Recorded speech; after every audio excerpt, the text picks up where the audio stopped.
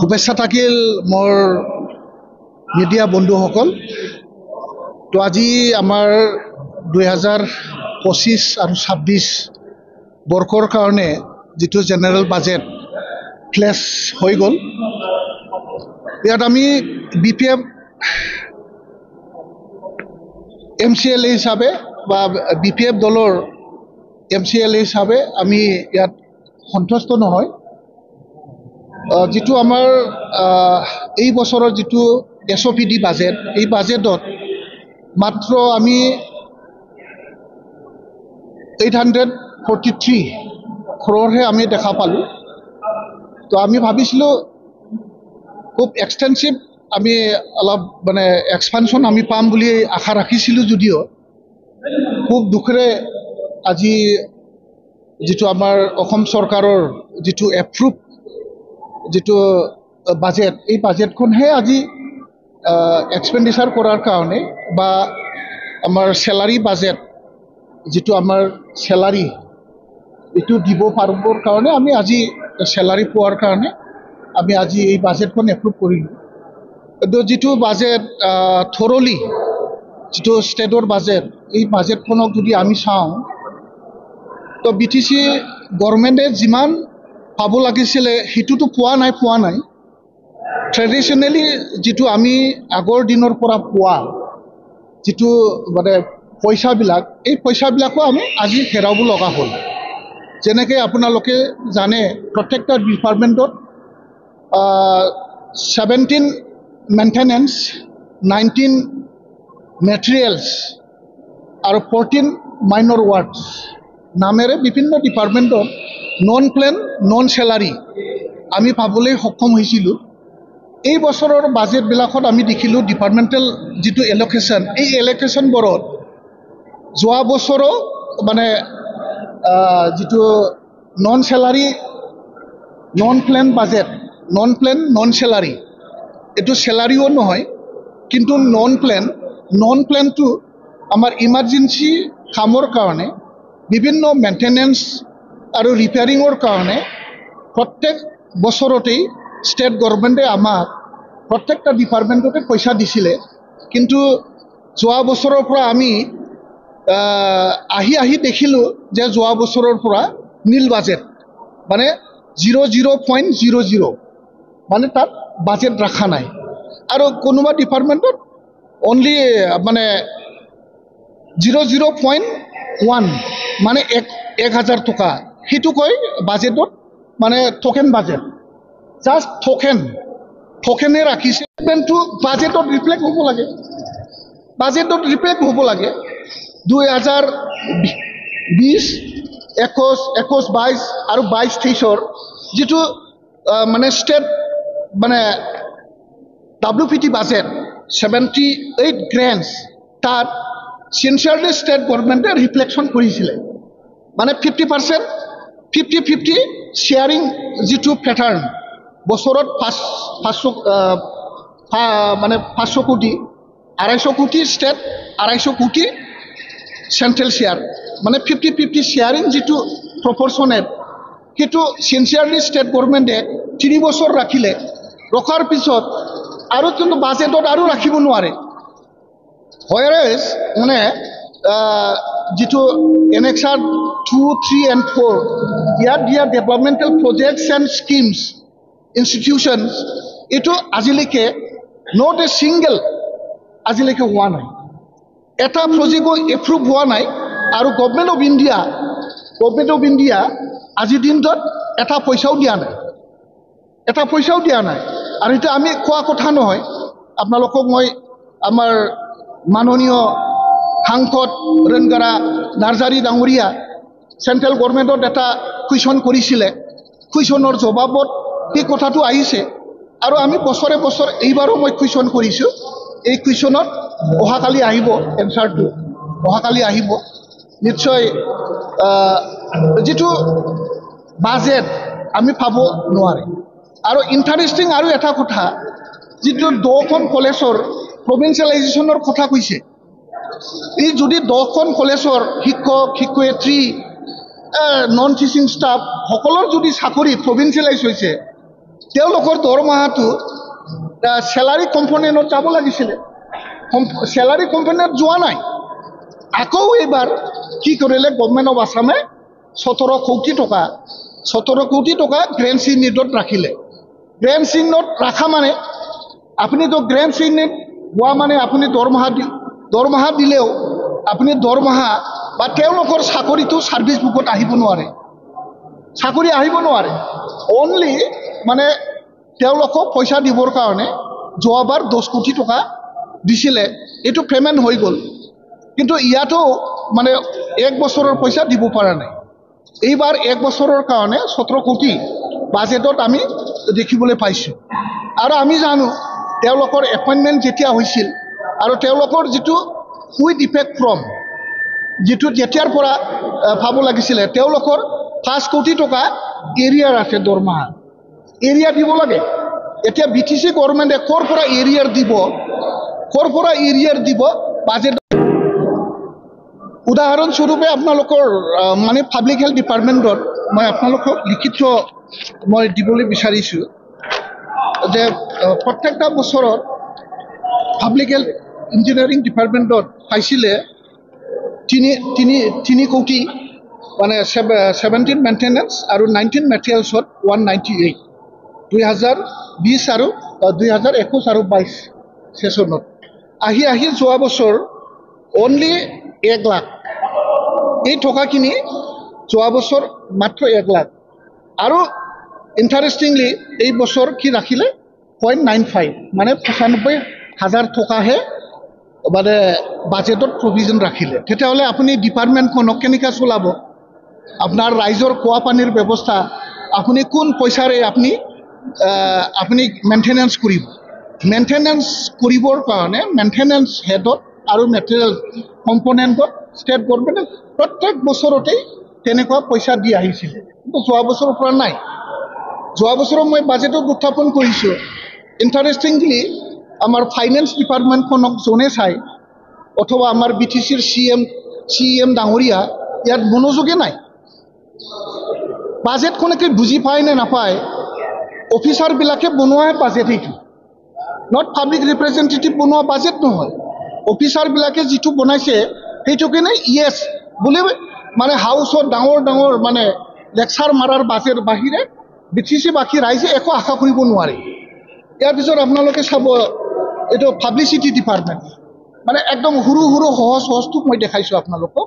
2021-22 আছিলে 1 কোটি 79 লাখ, 2022-23 আছিলে 1 কোটি 77 লাখ, আমাৰ 23-24 আছিলে 177.9 লাখ, তাৰপিছত 24-25 আছিলে 0011,000, আপুনি 25-26 0095 লাখ মানে 95,000হে। ক'ত মানে 1,79,000 প্ৰত্যেকটা বছৰত ট্ৰেডিশ্যনেল আগৰ পৰা চলি আহি এতিয়া প্ৰমোদ বড়ো ডাঙৰীয়াৰ সময়ত পাব্লিচিটি ডিপাৰ্টমেণ্টৰ মেইনটেনেন্স বা পাব্লিচিটি কাম কৰিবৰ কাৰণে ৰাজহুৱাভাৱে ৰাইজক জনাবৰ কাৰণে যিটো এটা পাব্লিচিটিৰ দৰকাৰ, সেই পাব্লিচিটিও আজিকালি দিনত তেওঁলোকে মেইনটেনেন্সত পাব নোৱাৰা পইচা হৈছে। তাৰমানে আগত দিয়া বাজেটবিলাকত তেওঁলোকে খৰচ কৰা নাই। আফটাৰ মানে লেপছ মানে 3 ইয়াৰ্ছ তেওঁলোকে যদি খৰচ কৰিব নোৱাৰে, বাজেটত ৰখাৰ কোনো অৰ্থ নাই। ইয়াৰ কাৰণে ষ্টেট গভৰ্ণমেণ্টে কোনো ৰকম বাজেটখন জীয়াই ৰাখিবৰ কাৰণে একাউণ্টছ বা হেড অফ একাউণ্টছটো ৰাখিবৰ কাৰণে তেওঁলোকে টোকেন অফ বাজেটে আমি পাব পাৰিছোঁ। ইয়াৰ পিছত আপোনালোকে যিটো আমাৰ জ্বলন্ত সমস্যা, যিটো বানপানীটো অসমৰ নেশ্যনেল সমস্যা, অসমতকৈ BTCত চবতকৈ গৰাখহনীয়াটো হয়। ইয়াৰ কাৰণে ষ্টেট গভৰ্ণমেণ্টে সেই তাহানি কালৰ পৰা মেইনটেনেন্স কৰিবৰ কাৰণে ইমাৰ্জেঞ্চি মানে ফ্লাড ইমাৰ্জ কৰাটো বন্ধ কৰিবৰ কাৰণে মেইনটেনেন্স পইচা দি আহিছিলে। ইয়াত যে আপোনাৰ 14 মাইনৰ ৱাৰ্কছ সৰু সুৰা মানে ডিপ্লেকশ্যন বা চাহ জংঘল দি পেলাই গৰাখহনীয়া বন্ধ কৰাৰ কাৰণে 175, তাৰপিছত minor work 14 minor works, 17 maintenance, ইয়াত মানে আপোনাৰ 187 মানে 2020-21 মানে আমাৰ BTCৰ আগৰখিনি মই নিদিলোঁ BTCৰ প্ৰথম বাজেটখন মই উদাহৰণ হিচাপে দিলোঁ এই ট্ৰেডিশ্যনেলি আহিব লাগে বাজেটখন 12.19 as per population of BTC of Assam অসমৰ জনসাধাৰণৰ সংখ্যাৰ আমাৰ BTCৰ জনসংখ্যাটো আছে 12.19 12.19 এইটো আমাৰ জনসংখ্যা এই জনসংখ্যা গাঁথনি মতে আমাৰ প্ৰত্যেক বছৰত আমি 12.19 ইনহেন্স বাজেট আমি পাব লাগিছিলে এইটো আহি কি হলে জানে যোৱা বছৰ মাত্ৰ 1 লাখ যোৱা বছৰ আৰু এই বছৰত আপোনাৰ মানে 00 এইবাৰ টোকেনৰ নাৰাখিলে 00 নীল বাজেট এতিয়া BTC এৰিয়াত যদি ফাট কন্ট্ৰল হয় ইমাৰ্জেন্সি কোন পয়সা দি আপনি অলপ হ্যান্ডেল কৰিব ডিপাৰ্টমেন্টে কেনেকৈ হ্যান্ডেল কৰিব কত পয়সা পাব অফিস কেনেকৈ চলাব আমাৰ অফিসাৰ বিলাকৰ গাড়ী ঘোড়া তেল কৰ পৰা খৰচ হ'ব মেইনটেনেন্সৰ পৰাই খৰচ হ'ব না হিটো যদি নাপায় BTCৰ অফিসাৰ বিলাকে কেনেকৈ ডিপাৰ্টমেন্টখন চলাব BTCৰ আমাৰ অফিসাৰ বিলাকে ব্যুৰোক্ৰেটছ বিলাকে ফিল্ডত গৈ পেলাই কোন সৰকাৰি পয়সা যদি নাথাকে সৰকাৰি ধন যদি ব্যবহাৰ কৰিব নোৱাৰে তেতিয়াহ'লে ডিপাৰ্টমেন্ট ডিফাং লাহে লাহে আমাৰ ডিপাৰ্টমেন্টবোৰ ডিফাং হৈ গৈ আছে আৰু ইন্টাৰেস্টিং কথা মানে আমাৰ যিটো BTR এগ্ৰিমেন্ট 2020 চনৰ যিটো স্পেশাল প্যাকেজ এই প্যাকেজটো লাহে লাহে নাইকিয়া হৈ গ'ল 2020 চনৰ হোৱা চুক্তি মতে Annexure 2, Annexure 3 and Annexure 4 developmental projects and institution বনাবৰ কাৰণে যেটো কমিটমেন্ট সেন্ট্ৰাল এন্ড স্টেট মানে জনপ্ৰতিনিধি লিখিলে মইতো আচৰিত পালো আৰু এইবাৰ মাত্ৰ 10 কোটি মাৰ্টাৰ হেডত আকৌ ৰাখিলে 10 কোটি টকা মানে আমাৰ যেটো মাৰ্টাৰ সকল যেটো বছৰে আমাৰ প্ৰত্যেকটা ফ্যামিলি 5 লাখ দিয়াৰ যে এটা কমিটমেন্ট এই বছৰো মানে মাত্ৰ 10 কোটি টকা তো বাজেটত ৰাখিও তো লাভ নাই যোৱা বছৰৰ পইচা আনিব পৰা নাই এই বছৰৰ যদি পইচা আনিব নোৱাৰে অহা বছৰৰ বাজেট হেডত কি আহিব 00 অৰ টোকেন বাজেট লাহে লাহে BTC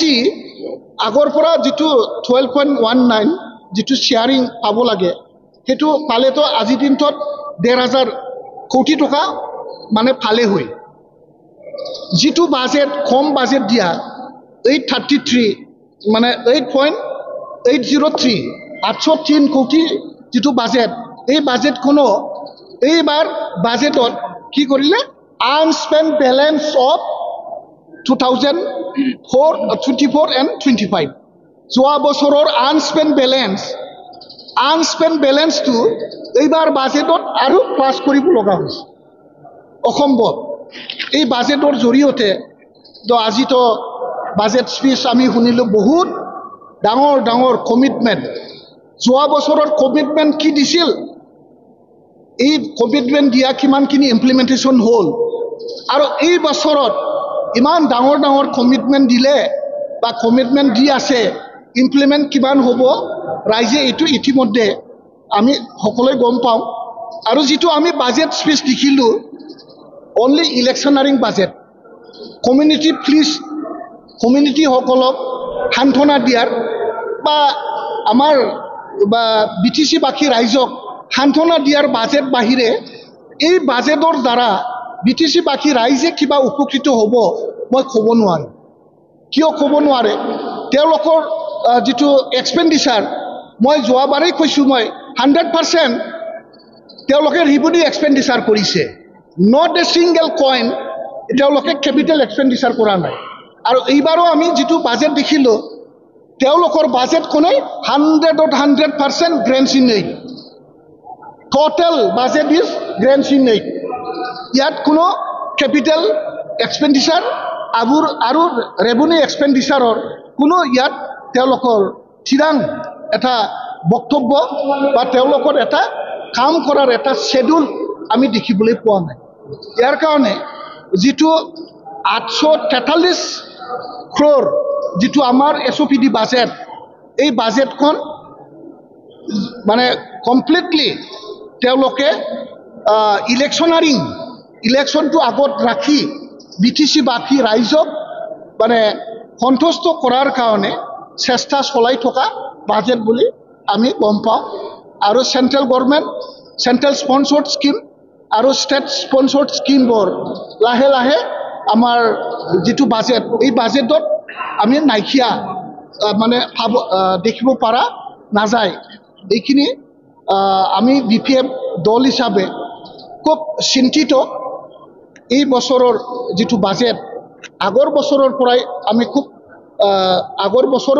আমি খুব চিন্তিতভাৱে ৰাইজক অৱগত কৰিছোঁ। এইবাৰ কিন্তু মানে স্পষ্ট দেখা গ'ল যে মানে ইনএবিলিটি, ইনচিনচিয়াৰিটি এই বাজেটবিলাক আমি দেখিবলৈ পাইছোঁ।